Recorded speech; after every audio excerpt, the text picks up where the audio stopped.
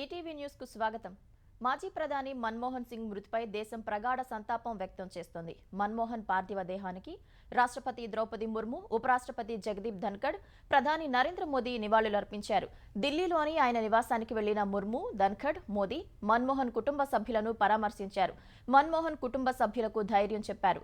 కేంద్ర హోంమంత్రి అమిత్ షా, బీజేపీ జాతీయ అధ్యక్షుడు జేపీ నడ్డా, పలువురు కేంద్ర మంత్రులు మన్మోహన్ కు అంజలి ఘటించారు. కాంగ్రెస్ అగ్రనాయకులు సోనియా గాంధీ, మల్లికార్జున ఖర్గే, రాహుల్ గాంధీ మన్మోహన్ కు నివాళి అర్పించారు. ఆయన కుటుంబ సభ్యులను పరామర్శించి ధైర్యం చెప్పారు. ప్రియాంక గాంధీ, ఆమె భర్త రాబర్ట్ వాద్రా మన్మోహన్ నివాసానికి వెళ్లి అంజలి ఘటించారు. భారత సైన్యం తరపున సైనికాధికారులు మాజీ ప్రధానికి నివాళి అర్పించారు. మన్మోహన్ పార్థివ దేహాన్ని ఉంచిన పేటికపై జాతీయ జెండా ఉంచి సెల్యూట్ చేశారు. మాజీ ప్రధాని మన్మోహన్ పార్థివ దేహానికి తెలుగు రాష్ట్రాల ముఖ్యమంత్రులు నివాళులు అర్పించారు. ఢిల్లీలో ఆయన నివాసానికి వెళ్లిన చంద్రబాబు మన్మోహన్ కుటుంబ సభ్యులను పరామర్శించి అంజలి ఘటించారు. అనంతరం మీడియాతో మాట్లాడిన చంద్రబాబు, దేశం గొప్ప ఆర్థిక సంస్కర్తను కోల్పోయిందన్నారు. హస్తినకు చేరుకున్న సీఎం రేవంత్ రెడ్డి మన్మోహన్ పార్థివ దేహానికి అంజలి ఘటించారు. మరోవైపు తెలుగు రాష్ట్రాల ఎంపీలు సైతం మన్మోహన్ సింగ్ కు నివాళులు అర్పించారు. మన్మోహన్ సింగ్ జీవితం భవిష్యత్తు తరాలకు మార్గదర్శకంగా ఉంటుందని ప్రధాని నరేంద్ర మోదీ అన్నారు. ఈ మేరకు ఓ వీడియో సందేశం విడుదల చేసిన మోదీ, ఆర్థికవేత్తగా, సంస్కరణల సారథిగా మన్మోహన్ ను దేశం ఎప్పటికీ గుర్తుంచుకుంటుందన్నారు. రిజర్వ్ బ్యాంక్ గవర్నర్ సహా అనేక కీలక పదవుల్లో మన్మోహన్ సేవలందించినట్లు ప్రధాని గుర్తు చేసుకున్నారు. పీవీ హయాంలో ఆర్థిక మంత్రిగా దేశ ఆర్థిక ముఖచిత్రాన్ని మన్మోహన్ మార్చివేశారని కొనియాడారు. దేశం, ప్రజల పట్ల ఆయన సేవాభావం ఎప్పటికీ సంస్మరణీయమని మోదీ ప్రశంసించారు. విలక్షణ పార్లమెంటేరియన్ గా మన్మోహన్ సేవలందించారన్న మోదీ, ఎన్నో కీలక పదవులు అధిష్ఠించినప్పటికీ సామాన్య జీవితం గడిపారని కొనియాడారు. తన తరపున, దేశ ప్రజల తరపున మన్మోహన్ కు శ్రద్ధాంజలి ఘటిస్తున్నట్లు మోదీ తెలిపారు. మాజీ ప్రధాని మన్మోహన్ సింగ్ మృతి పట్ల కేంద్ర మంత్రి మండలి సంతాపం తెలిపింది. ప్రధాని నరేంద్ర మోదీ అధ్యక్షతన సమావేశమైన కేబినెట్ ఈ మేరకు సంతాప తీర్మానం చేసింది. జనవరి 1 వరకు 7 రోజుల పాటు దేశవ్యాప్తంగా సంతాప దినాలు పాటించాలని నిర్ణయించింది. ఈ 7 రోజుల పాటు దేశంతో పాటు విదేశాల్లోని భారత రాయబార కార్యాలయాల్లో జాతీయ జెండాలను అవనతం చేయనున్నారు. మన్మోహన్ కు కేంద్ర ప్రభుత్వ అధికారిక లాంఛనాలతో రేపు అంత్యక్రియలు నిర్వహించనుండగా, రేపు అన్ని కేంద్ర ప్రభుత్వ కార్యాలయాలు, కేంద్ర ప్రభుత్వ రంగ సంస్థలకు ఒక పూట సెలవు ప్రకటించారు. మన్మోహన్ జీవిత ప్రస్థానాన్ని సంతాప తీర్మానంలో వివరించిన కేబినెట్ తన అసమాన మేధస్సు, ప్రతిభతో దేశ ఆర్థిక వ్యవస్థ ప్రగతి ప్రస్థానంపై చెరగని ముద్ర వేశారని కొనియాడింది. దేశ ఆర్థిక సంస్కరణల రూపశిల్పి మాజీ ప్రధాని మన్మోహన్ సింగ్ అంత్యక్రియలు రేపు జరగనున్నాయి. ఈ మేరకు ఆయన కార్యాలయ వర్గాలు వెల్లడించాయి. ప్రజల సందర్శనార్థం మన్మోహన్ పార్థివ దేహాన్ని రేపు ఉదయం 8 గంటలకు ఢిల్లీలోని ఏఐసీసీ ప్రధాన కార్యాలయానికి తరలిస్తారు. అక్కడ ఉదయం 9:30 వరకు ప్రజల సందర్శనార్థం ఉంచుతారు. వెంటనే అక్కడి నుంచి అంతిమయాత్ర ప్రారంభమవుతుంది. రాజ్ఘాట్ సమీపంలో మన్మోహన్ అంత్యక్రియలు పూర్తి అధికారిక లాంఛనాలతో నిర్వహించనున్నట్లు కేంద్రం ప్రకటించింది.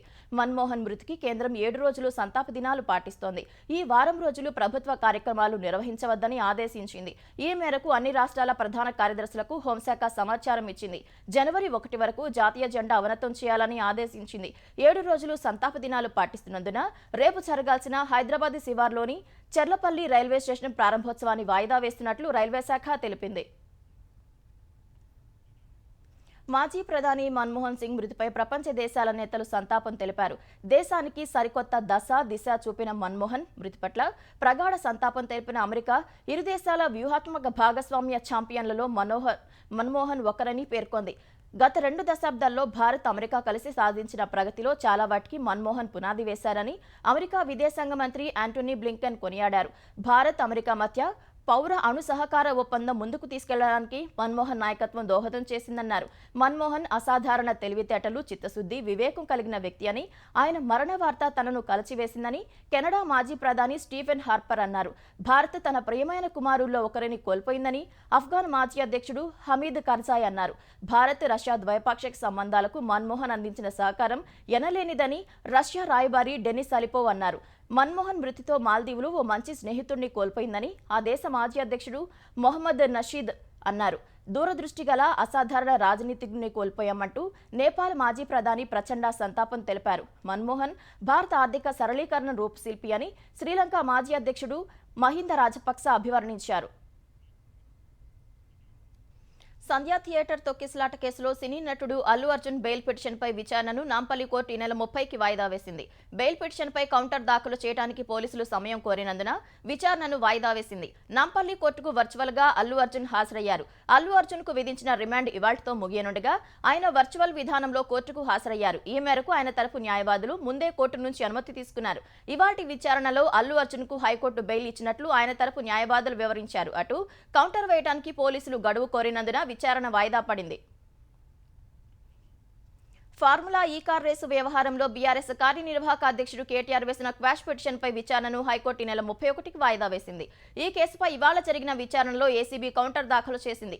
కేటీఆర్ను అరెస్టు చేయకుండా జారీ చేసిన ఉత్తర్వులను రద్దు చేయాలని ఏసీబీ కోర్టును కోరింది. అనంతరం విచారణను వాయిదా వేసిన కోర్టు కేటీఆర్ మధ్యంతర బెయిల్ను కూడా ఈ నెల 31 వరకు పొడిగించింది. తిరుమల పరకామణి కుంభకోణంపై డీజీపీని కలిసి విచారణ కోరతామని తిరుమల తిరుపతి దేవస్థానం టీటీడీ బోర్డు సభ్యుడు భానుప్రకాష్ రెడ్డి తెలిపారు. వైసీపీ హయాంలో ఏపీ వ్యాప్తంగా గుళ్లను, వాటిలో లింగాలను మింగేశారని ఆరోపించారు. గుంటూరు జిల్లా తెనాలిలో వైకుంఠపురం దేవాలయాన్ని భానుప్రకాష్ రెడ్డి దర్శించుకున్నారు. కూటమి ప్రభుత్వం అధికారంలోకి వచ్చాక ఆంధ్రప్రదేశ్లో ఆలయాలకు మంచి రోజులు వచ్చాయన్నారు. మరియమ్మ హత్య కేసులో మరో 34 మందిని పోలీసులు అరెస్టు చేశారు. గుంటూరు జిల్లా తుళ్లూరు మండలం వెలుగుపూడిలో 2020 డిసెంబర్ 27న మరియమ్మ హత్య జరిగింది. ఈ కేసులో మాజీ ఎంపీ, వైసీపీ నేత నందిగం సురేష్ను ఇప్పటికే అరెస్టు చేసిన పోలీసులు రిమాండ్కు తరలించారు.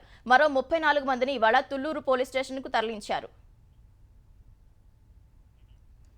పశ్చిమ గోదావరి జిల్లా ఉండి మండలం ఎండగండిలో పార్సిల్ మృతదేహం కేసును పోలీసులు ఛేదించారు. తులసి మర్ది శ్రీధర్ వర్మ ఈ హత్యకు కుట్రదారుగా గుర్తించారు. ఈ కుట్రలో తులసి చెల్లెలు రేవతి, శ్రీధర్ వర్మ, ఆయన మూడో భార్య విజయలక్ష్మి పాత్రధారులుగా తేల్చారు. తండ్రి రంగరాజు ఆస్తిలో తులసి వాటా అడగటం వల్లే రేవతి, ఆమె భర్త శ్రీధర్ వర్మ కలిసి పార్సిల్లో మృతదేహం పంపినట్లు నిర్ధారించారు. క్షత్రియ సేవా సమితి తరపున తులసి ఇంటి నిర్మాణానికి సహకరిస్తున్నట్లు కొన్నాళ్లు వివిధ వస్తువులు పంపించి చివరకు డిసెంబర్ 19న మృతదేహం పార్సిల్ పంపినట్లు ఎస్పీ నయీం అస్మీ వెల్లడించారు. మృతదేహంతో ఆమెను భయపెట్టి ఆస్తి జోలికి రాకుండా చేయడమే నిందితుల పన్నాగమని తెలిపారు. పరిశోధక విద్యార్థిని దీప్తి ఆత్మహత్య కేసులో 3 నిందితులను పోలీసులు అరెస్టు చేశారు. హైదరాబాద్ నాచారంకు చెందిన దీప్తి బుధవారం రాత్రి సెల్ఫీ వీడియో తీసుకుని బలవన్మరణానికి పాల్పడింది. దీప్తి తార్నాక ఐఐసిటీలో పరిశోధక విద్యార్థినిగా చేస్తుంది. అనిల్ అనే కానిస్టేబుల్ తన భార్య అనితకు ఐఐసిటీలో అవుట్సోర్సింగ్ ఉద్యోగం కోసం దీప్తి తండ్రి సంగీతరావుకు 15 లక్షలు ఇచ్చారు. ఉద్యోగం ఇప్పించకపోవడంతో డబ్బులు తిరిగి ఇవ్వాలంటూ సంగీతరావు పైన, దీప్తి పైన కానిస్టేబుల్ భార్య అనిత నాచారం పోలీస్ స్టేషన్లో ఫిర్యాదు చేశారు. అనిల్ వద్ద తన తండ్రి డబ్బు తీసుకున్న విషయం తెలియదని, సంగీతరావుతో 25 ఏళ్ల నుంచి కలిసి ఉండటం లేదని సెల్ఫీ వీడియో తీసుకుని దీప్తి ఆత్మహత్యకు పాల్పడింది. దీప్తి తల్లి ఫిర్యాదుపై దర్యాప్తు చేపట్టిన పోలీసులు ఆమె తండ్రి సంగీతరావు, అనిత తండ్రి సోమయ్యను అరెస్టు చేశారు. అనిత భర్త అనిల్, అనిత సోదరుడు సైదులు పరారీలో ఉన్నట్లు తెలిపారు. జపాన్కు చెందిన ప్రముఖ ఆటోమొబైల్ సంస్థ సుజుకి మోటార్ కార్పొరేషన్ మాజీ చైర్మన్ ఒసాము సుజుకి కన్నుమూశారు. కొంతకాలంగా బ్లడ్ క్యాన్సర్తో బాధపడుతున్న 94 ఏళ్ల ఒసాము బుధవారం తుది శ్వాస విడిచినట్లు సుజుకి కంపెనీ ప్రకటనలో తెలిపింది. దశాబ్దాల పాటు సుజుకి చైర్మన్గా సేవలందించిన ఆయన సంస్థను ప్రపంచవ్యాప్తం చేయడంలో కీలక పాత్ర పోషించారు. స్థానిక బ్యాంకులో లోన్ ఆఫీసర్గా తాను కెరీర్ ప్రారంభించిన ఒసాము 1958లో షోహో సుజుకిని వివాహం చేసుకున్నారు. సుజుకి కుటుంబానికి వారసులు లేకపోవడంతో వివాహం అనంతరం ఆయన పేరు చివరన సుజుకి వచ్చి చేరింది. అనంతరం 1978లో కంపెనీ పగ్గాలు చేపట్టిన ఒసాము కార్లు, మోటార్ సైకిళ్లను ప్రపంచవ్యాప్తంగా విస్తరించడంలో ప్రధాన పాత్ర పోషించారు. ఆయన హయాంలోనే జనరల్ మోటార్, ఫోక్స్ వ్యాగన్ వంటి పెద్ద పెద్ద కంపెనీలతో సుజుకి వ్యూహాత్మక భాగస్వామ్యం కుదుర్చుకుంది. 2 ఏళ్లుగా రష్యా, ఉక్రెయిన్ మధ్య భీకర యుద్ధం కొనసాగుతున్న వేళ చైనా అధ్యక్షుడు షీ జిన్పింగ్ రష్యాలో పర్యటించేందుకు సిద్ధమయ్యారు. వచ్చే ఏడాది జిన్పింగ్ రష్యాలో పర్యటించనున్నట్లు బీజింగ్లోని రష్యా రాయబారి ఇగోర్ మోర్గులోవ్ తెలిపారు. అయితే పర్యటనకు సంబంధించిన ఖచ్చితమైన తేదీలను మాత్రం ఇగోర్ వెల్లడించలేదు. జిన్పింగ్ పర్యటనలో ప్రాధాన్యత పరంగా రహస్యమేమీ లేదని, ఉక్రెయిన్పై రష్యా వైఖరిని బీజింగ్ అర్థం చేసుకుందని పేర్కొన్నారు. అంతర్జాతీయ రంగాలలో రష్యా, చైనాపై పశ్చిమ దేశాలు అనుసరిస్తున్న ద్వంద్వ విధానాలపై ఇరు దేశాలు మరింతగా స్పందించాల్సిన అవసరం ఉందని ఇగోర్ వ్యాఖ్యానించారు. ఈ పర్యటనకు సంబంధించి చైనా అధికారికంగా ఇంకా ఏ ప్రకటన చేయలేదు. ఈ ఏడాది మే నెలలో 5వ రష్యా అధ్యక్షుడిగా ఎన్నికైన వ్లాదిమిర్ పుతిన్ తన తొలి విదేశీ పర్యటన చైనాలో చేశారు. ఆ పర్యటనలో జిన్పింగ్తో సమావేశమై చర్చలు జరిపిన పుతిన్ పలు కీలక విషయాలపై సమాలోచనలు చేసినట్లు తెలిపారు. అందులో కొన్ని రహస్యాంశాలు ఉన్నట్లు చెప్పారు. ప్రపంచ ఆరోగ్య సంస్థ WHO డైరెక్టర్ జనరల్ టెడ్రోస్ అథానంకు త్రుటిలో ప్రాణాపాయం తప్పింది. యెమెన్ రాజధాని సనాలోని అంతర్జాతీయ విమానాశ్రయంలో విమానం ఎక్కేందుకు ఆయన వేచి ఉన్న సమయంలో అక్కడ వైమానిక బాంబు దాడి జరిగింది. కొన్ని రోజులుగా యెమెన్లోని హౌతీ రెబల్స్ లక్ష్యంగా వైమానిక దాడులు చేస్తున్న ఇజ్రాయెల్ ఈ దాడులకు పాల్పడగా ఈ ఘటనలో 2 చనిపోయారు. ఐక్యరాజ్య సమితికి చెందిన ఉద్యోగులతో కలిసి ఖైదీల విడుదలపై చర్చలు, యెమెన్లో ఆరోగ్యం, మానవతా పరిస్థితులను అంచనా వేసేందుకు అక్కడికి వెళ్లినట్లు ఘటన తర్వాత టెడ్రోస్ తెలిపారు. అనంతరం సనాలో విమానం ఎక్కేందుకు వేచి ఉండగా తనకు కొన్ని మీటర్ల దూరంలోనే బాంబు దాడి జరిగిందన్నారు. అటు దాడిని ఐక్యరాజ్య సమితి సెక్రటరీ జనరల్ ఆంటోనియో గుటెరస్ ఖండించారు. యెమెన్, ఇజ్రాయెల్ మధ్య దాడులు తీవ్రమైనట్లు చెప్పిన గుటెరస్ సనా విమానాశ్రయం, ఎర్ర సముద్రం, ఓడరేవులు, యెమెన్ పవర్ స్టేషన్లపై వైమానిక దాడులు ఆందోళనకరంగా ఉన్నాయని పేర్కొన్నారు. పౌరులు, మానవతా కార్మికులపై దాడులు చేయవద్దని హితవు పలికారు. అన్నా యూనివర్సిటీలో సామూహిక అత్యాచారం ఘటన బాధితురాలికి న్యాయం చేయాలంటూ తమిళనాడు బీజేపీ అధ్యక్షుడు అన్నామలై వినూత్న నిరసన చేపట్టారు. తమిళనాట చెడు పాలన అంతం కావాలని కోరుతూ తన నివాసంలో 6 కొరడా దెబ్బలు కొట్టుకుని మురుగన్కు మొక్కు చెల్లించుకున్నారు. 48 గంటల ఉపవాస దీక్ష చేపట్టారు. ఈ సందర్భంగా పోలీసులు కేసు విచారిస్తున్న తీరుపై అన్నామలై అనుమానం వ్యక్తం చేశారు.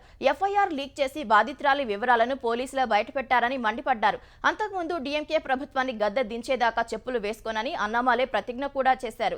చెన్నైలోని అన్నా యూనివర్సిటీ ప్రాంగణంలో ఓ విద్యార్థినిపై ఈ నెల 23న సామూహిక అత్యాచారం జరిగింది. విద్యార్థిని స్నేహితుడిని తీవ్రంగా కొట్టిన 2 యువకులు ఆమెపై అత్యాచారం చేశారు. ఎవరికైనా చెబితే ఘటన వీడియోలు బయటపెడతామని బెదిరించారు. బ్యాంకింగ్, ఆటో రంగ సంస్థల వాటాలు కొనేందుకు మదుపరులు మొగ్గు చూపిన వేళ దేశీయ స్టాక్ మార్కెట్లు లాభాలతో ముగిశాయి. గత సెషన్లో ఎలాంటి లాభ నష్టం లేకుండా ముగిసిన సెన్సెక్స్ ఇవాళ 226 పాయింట్లు పెరిగింది. ఉదయం 78,608 పాయింట్ల వద్ద బీఎస్ఈ సూచీ ప్రారంభమైంది. మొదట్లో 78,598 పాయింట్ల కనిష్ట స్థాయి నమోదు చేసింది.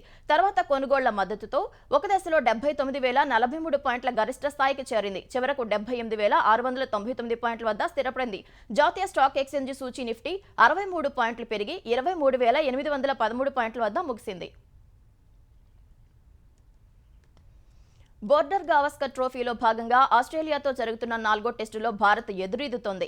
2వ రోజు ఆట ముగిసే సమయానికి 5 వికెట్ల నష్టానికి 164 పరుగులు చేసింది. ఇంకా 310 పరుగుల వెనుకంజలో ఉన్న భారత్ ఫాలోఆన్ను తప్పించుకోవాలంటే మరో 111 పరుగులు చేయాలి.